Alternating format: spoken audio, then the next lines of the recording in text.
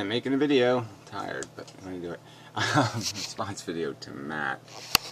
Hopefully they did a video on consciousness, and I want to get to that too, but yeah, I don't think it's good to do both of them together. I mean, this does bring up a lot of different kinds of subjects, so I might take it in a different direction. But we'll see how it goes. So Matt's basic. This, you know, I didn't play the second half of the video. I just got to this point where he starts saying things that are relevant to me, and you know, the preface of the video is just a discussion about he had listened to a conversation between me and Despook, and over the concept of this, you know, that language is, you know, my contention is that our language is crude, archaic. It's like it's got a lot of appendixes in it. It's got a lot of pieces in it that are ignorant. Because we didn't understand how things happen, so we labeled them wrong. We misunderstood the function. And so some of our words are inaccurate. It's like the Benjamin Franklin thing of, you know, putting the plus and minus signs on the wrong ends of the battery wires. Yeah, you had a 50-50 chance of getting it right, and you got it wrong in terms of which way the stuff flows. And so yeah, there's constructs, there's little brokennesses in our language, and in those brokennesses is room for miscommunication and for saying things we don't intend to say. Yeah, it's just very imprecise and loaded with meaningless words. Love, happy, I mean, go down the list of all the silly words in our language. But certainly as a scientific language, as a language for describing things carefully and explicitly, it's dangerous to say the least. Yeah. He seems to want to do, you know, like to fix the definition of every word so that it would refer unambiguously to an object or a mechanical process in the world.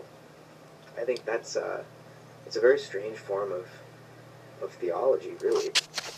So he's claimed by saying something like, you know, evolution would have a definition. The only evolution we would use the word evolution for, let's say biological evolution, we'd have one word. And it meant biological evolution. It meant it under the circumstances of a DNA molecule that becomes a blueprint and is read by chemistry.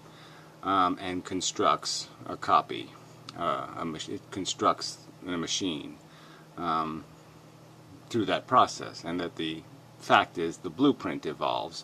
We don't evolve. The blueprint, the DNA molecule, is changing, not us per se. The egg to the chicken versus the egg argument is the change first takes place in the DNA molecule. That's the origins of our advancement. Molecules are evolving, not us, but they're evolving through this puppet show. They're changing how they are based on how the puppet performs, the machine that they produce. So this is an explicit thing happening. This is the source of our existence, is this process of evolution, and an explicit scientific description of that process won't have any room for magical thinking and magical beliefs. It will explain explicitly and diagram with accurate terminology, not silly words like love, what we're doing, why a certain attribute we have was functional to our survival, and why we might have some functionality that's now archaic, like an appendix, that doesn't have any use, maybe even our level of aggression, maybe certain psychological phenomena inside of us are just quite hostile to what we're achieving now, which is civilization, an ordered, sustainable, functional civilization. That maybe we have many functionalities, many old archaic tools built into our physiology through that biological process, through that natural selection process, that's not really compatible with this civilization selection process, and that the organism we are now is not an organism suited for the environment we're living in. You know, this would be a scientific, a logical, an explicit, a sensible dissection of what we are. And there'd be no room for witches and magic and goblins and, you know, all the notions of the past, Scientology and astrology and, you know, all kinds of silly concepts that have no meaning anymore. They have no relevance or substantiation or credibility. They're incredible theories of truth now. The facts have proven them incredible. To believe the earth is flat would be an incredible belief. It would have no credibility. It has no credibility. It's over. And the notion of that we are anything but tool-enabled battle bots created through 4 billion years of gladiator warring is a fact, Matt. That's the science. That's the truth of it.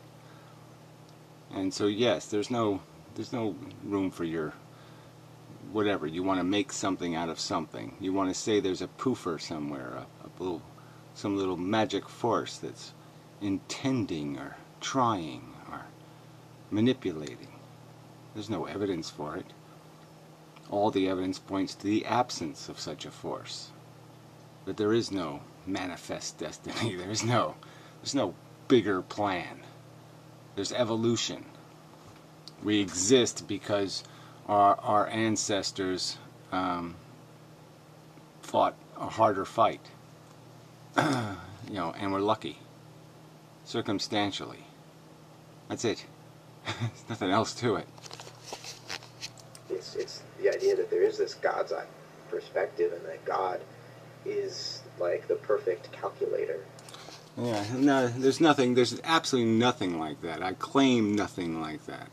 I claim the facts create perspective. I claim that information informs us, empowers us to do things, to predict all kinds of things. We don't need quantum mechanics. I bet you there was no quantum mechanics applied in going to the moon. I bet you there wasn't. I bet you not one element of the moon landing required quantum mechanics. A sort of mathematical God. This is a kind of deism. It's a very... So, yeah, again, so let's just understand. He's calling it deism to accept that we have come from animals living in the weeds and in the bush, okay, and we have acquired our knowledge through a linear acquisition where we compound and build on top of these knowledge. And in a sense, that knowledge can grow, in a sense, very quickly when it gets to certain levels. And so we had the industrial age, and we became very mechanical. We became very knowledgeable of the mechanics of systems. We understood the world as systems, weather systems, economic systems, and we started refining and fine-tuning everything from car engines to toasters to escalators to elevators, everything. We engineered all of it to gain higher efficiencies and more practicality, to make it lighter and smaller and more practical and more efficient.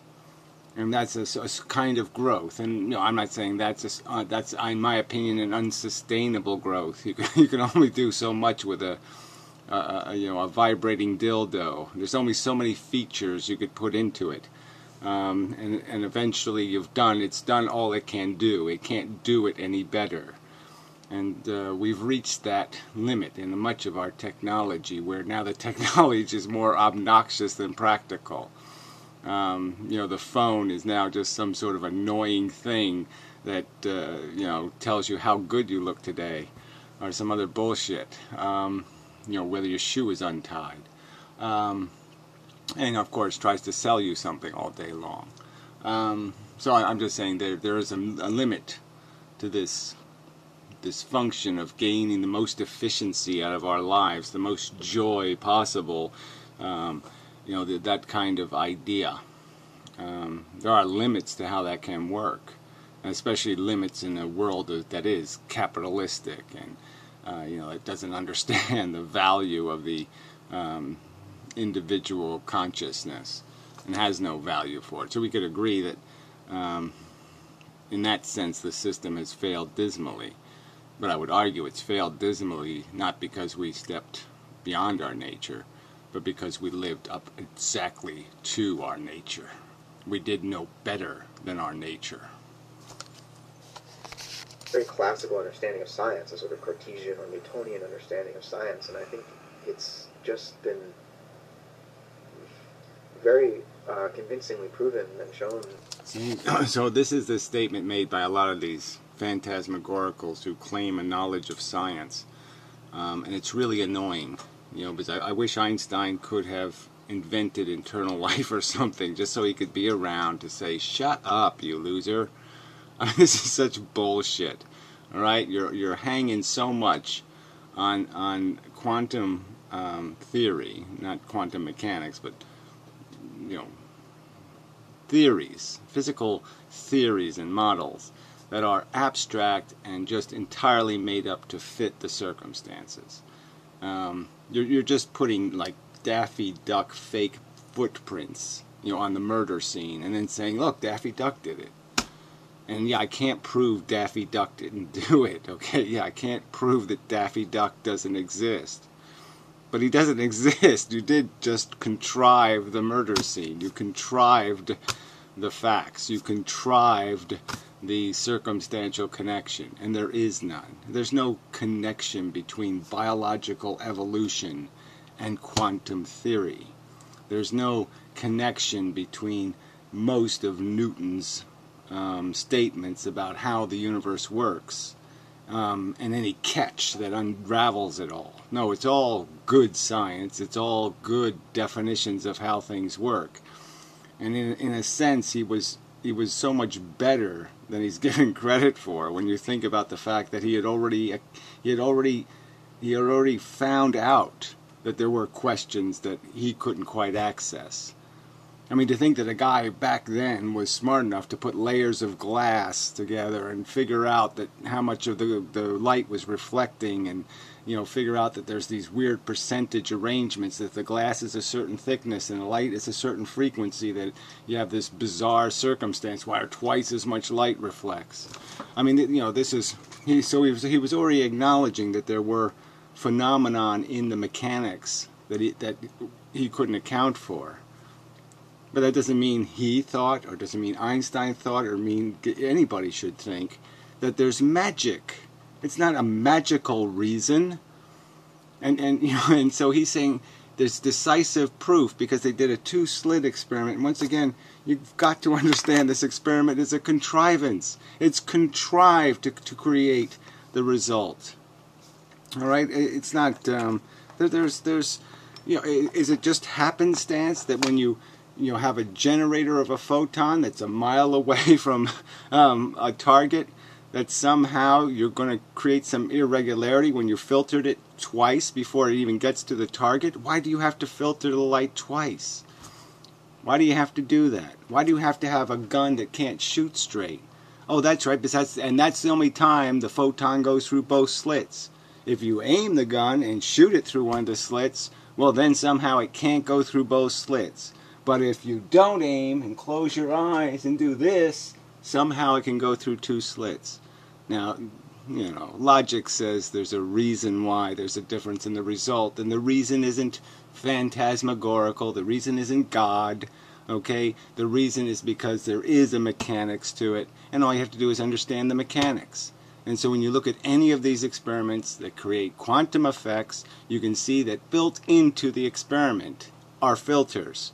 There are transitions where photons are being converted into electrons, and then electrons are emitting new photons.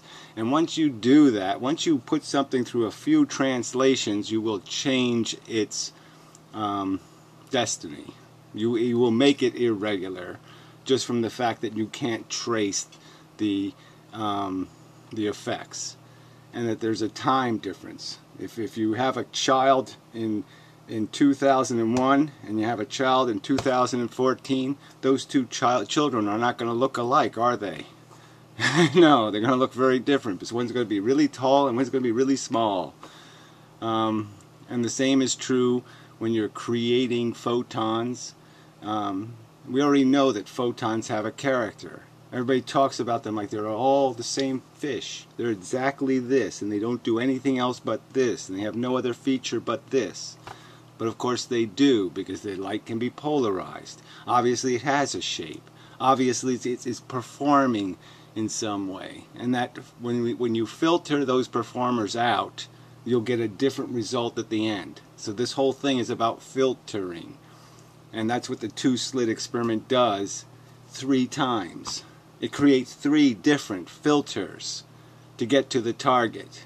And then you're surprised that the result isn't what you would expect. Well, yeah, you filtered it 3 times. You first filtered it for the fat. You took all the fat guys out. And then you took all the tall guys out. And then you took all the guys with sneakers on out. And so you are surprised that at the end you have a filtered end product. Well, of course you do. Because you created filters. Now, I didn't want to get into the physics, but he's going to bring it up. And this is what he's really talking. He thinks quantum, okay, has some relevance. Quantum mechanics has some relevance to biological evolution, to the struggle for survival for DNA molecules. That it is somehow affecting that destiny. That somehow it was quantum that figured out Tyrannosaurus was a bad idea and maybe we should go with sensitive human instead. So it wasn't a meteor, okay, caused by billions of years of meteoritic activity in the universe, a cascade of rocks bouncing into each other for millions of years that caused the extinction of the dinosaurs. No, it was some clever little quantum sitting there going, I think dinosaurs suck. So I'm going to kill them so little wormy, skirmy, little weaselly deals of these little voles and rodents can take over the earth. Because they're so much cooler. Come on. By hundreds of years of scholarship and philosophical critique and anthropological investigation. Anthropological investigation has something to do with physics? I'm afraid not.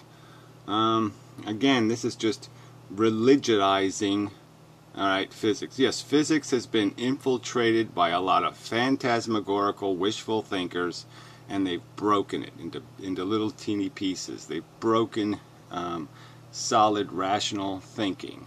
And they've done it because the icons of physics died, unfortunately. And it's just tragic and sad, but it's just a fact. This Cartesian Newtonian picture of science as the pursuit of certain knowledge of an independently existing external world. So again, about reality, much of reality. Well, what the hell happened there? Somebody made a mistake. Could it have been me? Science, a sort of Cartesian or Newtonian understanding of science, and I think it's just been very convincingly proven and shown by hundreds of years of scholarship and philosophical critique and anthropological investigation, and that this Cartesian Newtonian picture of science as the pursuit of certain knowledge of an independently existing external world, it doesn't hold any water. There you go. So he's saying for the last 200 years that's happened. That's exactly the opposite has happened.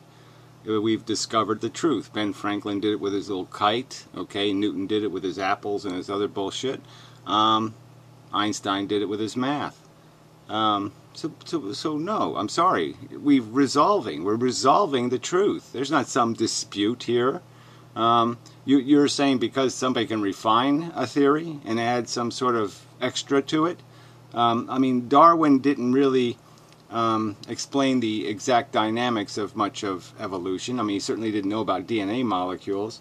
He didn't have that advantage to think of it in that terms, but he didn't go really into it in the sense that he hadn't come to the understanding that maybe most or all evolution is a byproduct of punctuated equilibrium, or small populations do all the evolving and then they come back to haunt, in a sense, the original population.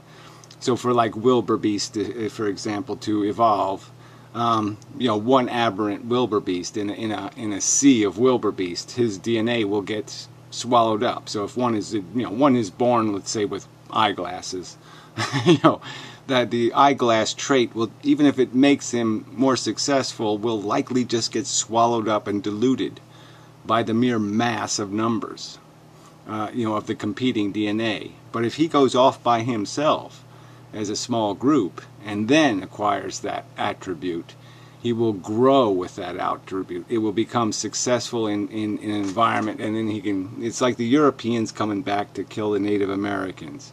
All we were doing was, in a sense, killing off, coming back to get our revenge on our older design.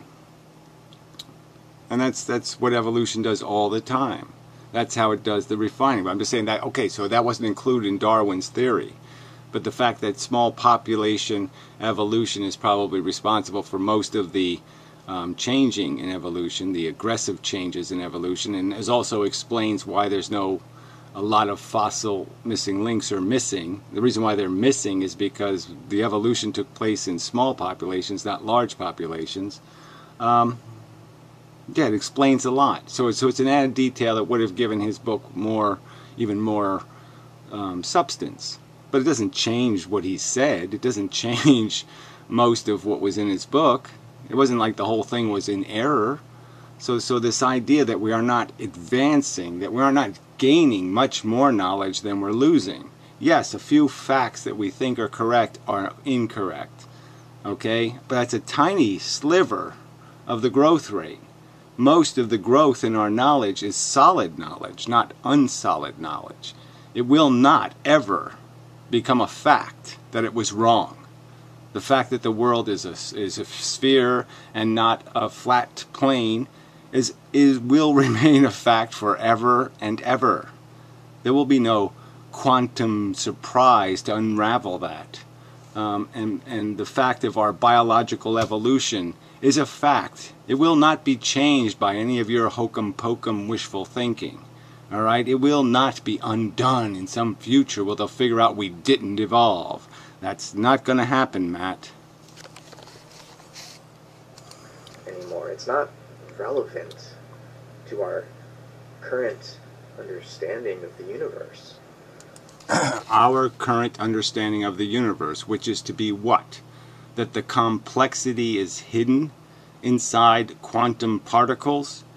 And so even though 99.99999999999% of all the observable universe is crude chemistry doing very crude processes, okay? There's nothing incredibly complicated happening on Mars, or even a planet that looks complicated like Jupiter. The only thing that's complicated is like weather, but weather's very mechanical.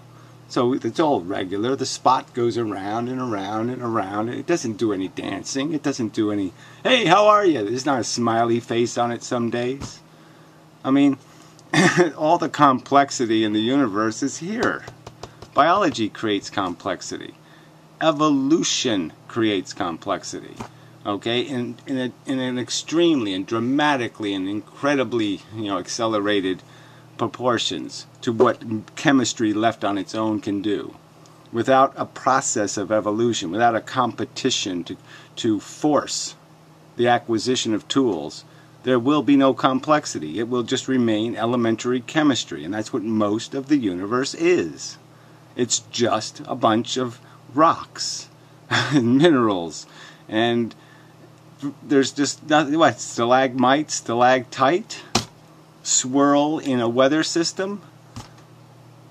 This is the real universe. That's the real magic of the universe. The biology evolving on the surface of Earth isn't the universe. No, the universe is doing something special. No, all the special shit is right here, Matt. And that's all. And it's just complexity. That's the extent of the specialness, is that it's just complexity. And when you break it all down, it's just consumption, reproduction, ends up being cannibalism on an island based on addiction. The universe is not made up of independently subsisting things in empty space and homogeneous time. Says you. I mean, I don't think you can demonstrate that with any drawing or physics or anything. Nothing. Nothing explicit. No theory, no formula, no real hard piece of evidence whatsoever will you be able to demonstrate that the universe isn't exactly that. Even Feynman, I think a guy you have some respect for, said he believes that as you go deeper, you'll find a checkerboard. You'll find a simpler system, not a more complex system. The universe is a growing energy event, a complexifying. Again, the universe is not doing any of that. The only time you get this complexity, all right, is when you create a process that forces it. All right, and forces it in this environment, this special environment, where you have an evolving molecule, of an evolving blueprint. With just plain evolution, okay, if you took the first living life forms, you couldn't get here from there until it became a blueprint. Until the molecule became a blueprint, you couldn't get expedited evolution, because you couldn't create the competitions in enough scale with enough diversity to produce this result. And it's only, it's just like the fact of sexual reproduction and how that created more monstrosities. The whole point of sexual reproduction was just the fact that it creates more monstrosities. It creates more things that are not copies, that are flawed copies, more error code, to create more monsters for the competition. And so you need something that copies imperfectly, which is more aberrant and more unlikely a circumstance than something that would copy identically. Ironically, you would think the perfect copy machine for us is the harder one to make, but that's for us. Okay, in the physics, in the chemistry, the harder copying machine to make is the one that makes small mistakes. Confined mistakes. Venture that, as far as we can tell, has been going on for 13 or 14 billion years, but really what we've recognized with. And what does it matter? So let's say it's 13 billion years, but let's say we don't have an explanation for the beginning. Let's say there was lots of beginnings. Let's say it's an oscillating universe. Let's say there is a forever into the past where matter still exists forever. What does that tell us? Matter has been around forever, and yet there is no fingerprint of a God. There's no sound from a God. There's no words from a God. And there's certainly no God written in our psychology or a God written in our biology. There's nothing graceful or clean and logical and rational about any part of our construct outside of the mandate of playing the carnage game, play the gladiator game. We are clearly made, to be bots in the war, and that's it. The war over surviving DNA molecule, king of the DNA molecule pile of corpses. Everything we've learned about the universe in the last century is that it's not a dead object. It's just a silly word, right? So this is where the language is broken, right? Because now the word dead doesn't refer to something ceasing to be alive, and alive is being, we know what alive means is that you have a sustainable biosystem within yourself. You're a closed system, and it's sustainable. It's maintaining its integrity. The organs are alive, the tissues are alive, the functionality exists. It's doing what it's supposed to do. It's doing what it did the day before. And when it ceases to do that, then it's dead. Okay? He's claiming that the universe is alive, that it's doing that functionality, that it has arranged organs, that it has arranged structure, intended somehow to maintain itself. that it's somehow walking through the universe and surviving in the universe. The universe is living in a universe and it's surviving in the universe. What? Yeah, no. And if you were to take this model that the universe is some bigger biological organism, then what are we? Are we an organ in this biological organism? Are we its heart or its liver? Is there any possible way to see how we are at all functional to this function of this universe at all? There's no way to see any functionality whatsoever. Any contribution or all the consciousness we could generate forever and ever and ever, somehow how that lubricates the universe in some way. You know, our moaning and our crying and our loving and our wanting. How does any of these expressions of my consciousness do a damn thing to that universe? There's no sign of that. There's no evidence of that. It's completely incoherent and incredible. This is an incredible conversation to be having.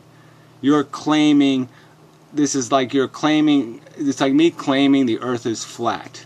There's no evidence, and yet you claim it. And I'm supposed to disprove it with what? But just the counter fact that, no, here's the theory, Matt. Okay, it's matter. Matter creates energy. It's energy. Energy creates relationship. And those relationships evolve into circumstantial complexity. But none of it functions for any purpose. It's a creative... So the universe is creative now. It's not. The biology is creative. It's designed to be creative. We are designed to create ways of navigating the world we live in. We are designed to come up with some strategy to get from here to tomorrow without getting eaten by something or killed by something. And to do it in a way where we stay comfortable and we maintain the integrity of our flesh and all our blood doesn't spill out. That's the extent of the intent of our creativity. Our creativity has no other function but then to maintain this DNA molecule. A form. And this is where I think I also agree with Doseboot that we need to begin to take seriously an organic rather than the old mechanistic paradigm. Right. What does that mean to you? Does that mean anything? Organic is now somehow not mechanistic. So does that make sense to you? That there's not a mechanisms to how potatoes grow? That there's not mechanisms to the fact that biology evolves into patterns? That there always seems to be this pattern of creating the herd animal and the predator? That it's duplicated? It's not an accident that you have cheetahs in South America and leopards in Africa, even though they're kind of distant relatives. That you had this same kind of predation with the marsupials in Australia. The same kind of relationships exist. The kangaroos are the grazers, and then there were predators that fed upon them. To understand what science, natural science, is really telling us about the quantum and relativistic and evolutionary nature of our universe is the quantum relativistic and what do you call the other thing? Evolutionary nature of the universe? No, sorry, no sale. Let me try that again. Natural science is really telling us about the quantum and relativistic and evolutionary nature of our universe is that it's organic. It's self-organic, right? Yeah, it's self-organizing. Yeah. It's spilled beans. I mean, if you could spill beans, and if you spill them down a staircase, they'll be filtered one way. If the stairs are all tilted a little, they're all rounded a little, and you spill the beans down the middle, by the time you get to the end, they'll be filtered. Does that mean it's self-organizing, the system, or does it just mean that that's what's going to happen when you have physical rules, and then you apply time to those rules? This is what you'll get. You'll get a filtered result. Organizing. It's alive. and that its behavior... Again, there's no point in having the word alive if this is what's going to happen to the word alive. That now you can apply the word alive not to a robot that seems to mimic the living thing, but now you can apply it to a universe that has absolutely no appearance of having anything in common with a living thing. Nothing in common whatsoever. Galaxies have nothing in common with a living thing. Nothing. They're not living by any rational definition of alive. They're not alive. Are not deterministic, because if we look at the history of the universe, we can see that there are various emergent events which have taken place that could not have been predicted beforehand. Says you. Emergent events that could not have been predicted beforehand. What events are those? With what science beforehand? With a caveman's understanding of science? Yes, a caveman could not have predicted the creation of elements in the nuclear furnaces of suns. Yeah, this is true. Cavemen probably couldn't predict that. But Einstein probably could have. And that, based on that history, we must assume that in the future there will emerge new forms of organization that we never could have foreseen. Well, then why doesn't it exist? It's had billions of years to exist. It hasn't shown itself anywhere. It hasn't popped up on any of the planets anywhere near us, or any of the asteroids or the meteors, or the dust in this room isn't doing anything. None of this stuff. There's times the speed of light times the speed of light squared amounts of stuff here, and none of it's doing anything interesting except for fucking me. I'm the only thing fucking interesting in this whole fucking house, and you could blow up the galaxy. You could blow up the whole fucking galaxy with the energy in this room. And yet none of this shit is doing anything interesting. Certainly after the fact we can give some causal account. We can list a whole set of reasons why this was made possible. Yeah, exactly. We can do the simple thing of looking back and saying, well, here's the evolution of the combustion engine. We can show exactly how it happened. We can go airplanes. We can go right back to Wright brothers and stuff. We can follow the trail right back to how you put it together, and we can see what put us together. Okay, a swamp. We're swamp thing. All right, you can still see the primary function is this GI tract, okay, with little reproductive organs tied to it. And that's the primary mechanism. That's the guts that are more important than any other guts in the body. That's the thing that DNA is most concerned about. But we couldn't have seen it coming. So, one of the words that Gary thinks we need to sort of erase from our language is spontaneity, because he doesn't think it's consistent with our physical, rational understanding of the world. But, you may not like quantum physics, but that doesn't change the fact that it is the most successful scientific field that human beings have yet stumbled upon. That's just a lie. Who made up that statement? Where does that statement come from? Okay, it comes out of your mouth, it comes out of Piro's mouth, like some sort of religious crap. Jesus is the way. Somehow quantum solved all of our problems. Bull fucking shit. Okay, I mean, I worked doing experiments and stuff, and that's how we learn stuff, is that we try things. We experiment.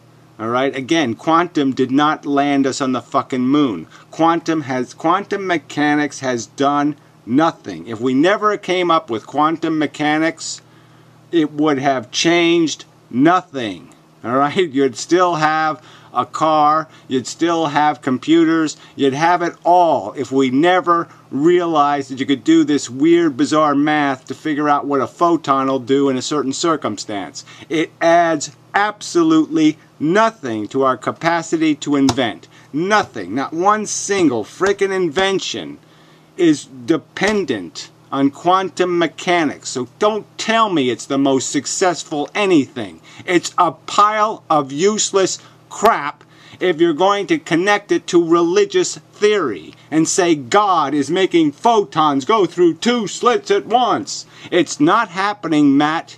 It's crap. You can believe it if you want, like all the other nonsense you believe, but it's crap. And someday I'm going to write that on your damn grave, or I'm going to pay some 16-year-old kid. I'll give him an endowment. All right, so someday he can write, "It's crap, Matt," because it's crap. And someday that's going to be proven. It's not a phantasmagorical event. It's a physical phenomenon. It's happening for a reason. It is not spontaneous. It is not magical. It is not driven by random spontaneous forces or any of that crap. Feynman didn't believe that. You're just talking shit. This whole idea, the most proven, the most substantial, the most greatest science in the world. No, bullshit. It invented nothing. It's created nothing. It's made nothing. Where success is measured by its ability to predict with a fine... Predict what? It can't predict shit! That's exactly what it's saying, is everything's fucking unpredictable. It's saying it can't tell which slit it went through. It can't predict whether the photon will go there, or there, or there, or there, or there. It predicts nothing. Absolutely nothing. So don't tell me it's the most predictive. It's the most unpredictive. It's just basically saying, we can't figure it out. When we can, if we tried. But instead, we keep making preposterous experiments that'll just sit there and create aberrant results. Instead of doing systematic, thoughtful, intelligent experiments, they just keep trying to figure out some way to prove there's a God. They keep trying to find some way to load the dice so they can claim that there's something controlling the universe. And all you're doing is weighting the dice. You're just tricking the eye. You're just playing magic tricks on perception and calling it science. You're shoving doves up your sleeve and then telling me you made them. And degree of accuracy, the behavior of some isolated field of nature. Right, and Newton predicted the results by doing experiments. He didn't need quantum mechanics. He didn't need wacky theories. He just needed to do the experiments and see the results and say, look, this is what happens when lights shined on glass at a certain frequency. And it will, this percentage, do this, this, and this. And once he knew that, he doesn't need quantum mechanics to predict results now. He doesn't need quantum mechanics to say, well, look, what would happen if I double the thickness of the glass and cut the wavelength of the light in half? Well, I'd probably get 4 times the number of bars. Okay, yeah, he could have figured that out. People were playing with prisms and light long before quantum mechanics was invented. You don't need it to understand there's a relationship. Quantum physics works, and what we can say is... For what, again? Prove it. Prove it. Prove it. Prove it. Prove that it was quantum physics and not experimentation that works. About it is that it shows that at the most fundamental level, the universe is spontaneously... There you go. It's somehow quantum theory. So creating some bizarre, abstract, idiotic experiment where you shine light a long distance through a tiny hole, and then at another distance have 2 slits, okay, and then at another distance have a target. And that somehow you've proven, okay, that the universe is spontaneous because you shine randomly generated light, okay, not directional, into a box, have it bounce all over the place, and sometimes go through that little hole you left. So some of the light that goes through the hole could theoretically be a week old. It's just been bouncing around inside the box until it pops out the hole. But whatever, let's just say it could have an extremely aberrant course to actually getting to the hole. So you have lights generated at different times, in different ways, at different angles, shining through a hole, and then aimed at 2 slits that have been designed explicitly to be very close together and very narrow to maximize what? The effect of the walls on the photons as they go by. So, yeah, so you've maximized the experiment to create the maximum influence, the maximum amount of interference with the photons without destroying them, and then you're surprised that the result on the target appears filtered. And that's supposed to prove to me they're spontaneous in the universe. Because you get a filtered result when you do an experiment explicitly designed to create a filtered result, somehow you've proved spontaneous. You're satisfied that's a proof. That's the extent of your intellectual demand from a statement. You don't demand any more credibility or proof or substantiation to draw a conclusion than that. So as long as magicians can shove doves up their sleeve, magicians can create birds. Right? Emergent creative field where everything is connected to everything else, and where each moment is... Well, you just claimed spontaneous, so how can everything be connected to everything else if there's things that aren't connected to anything that come out of nowhere and do something to something? So in a sense, you're proposing two completely contrary theories of functionality. I mean, either it is everything causes everything, or it's anything can cause anything. Which is it? A sort of actualization of novelty. Novelty. So again, it's novel.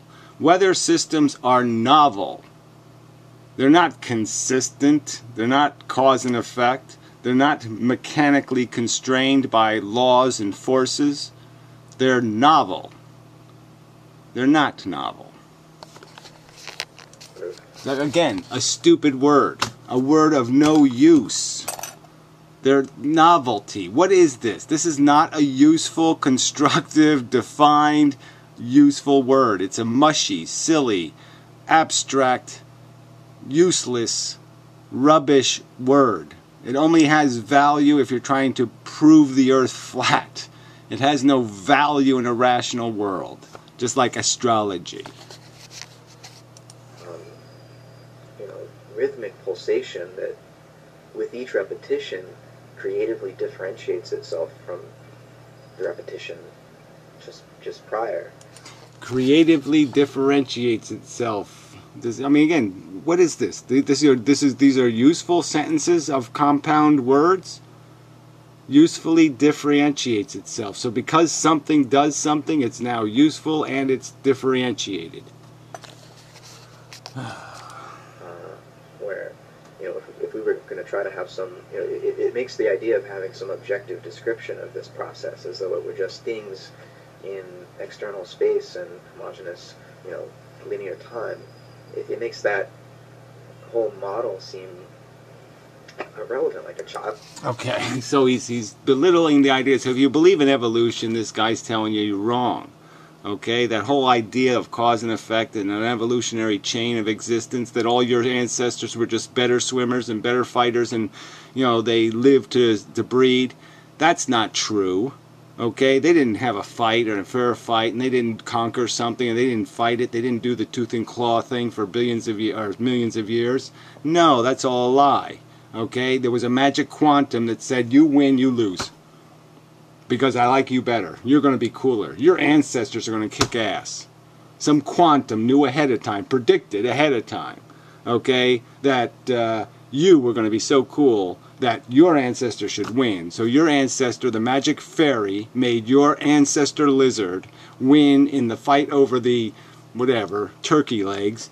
And they cheated so you could win, so you could be so cool.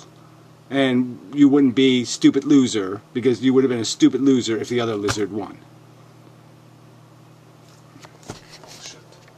Oh, play toy or something. what we've learned scientifically is that we're inside of the process that we're trying to describe, and that as a result, totally irrelevant. Really, it's totally irrelevant. The fact that we're made out of the process is irrelevant to our capacity to observe the process. We can be a machine and we can understand how machines are made. We make machines all the time because we understand systems and we understand design, and we're just a system and a design. Now it's a little too complex for us to make a sentient brain in a machine shop, but that's only because we have a limited amount of knowledge. We can't arrange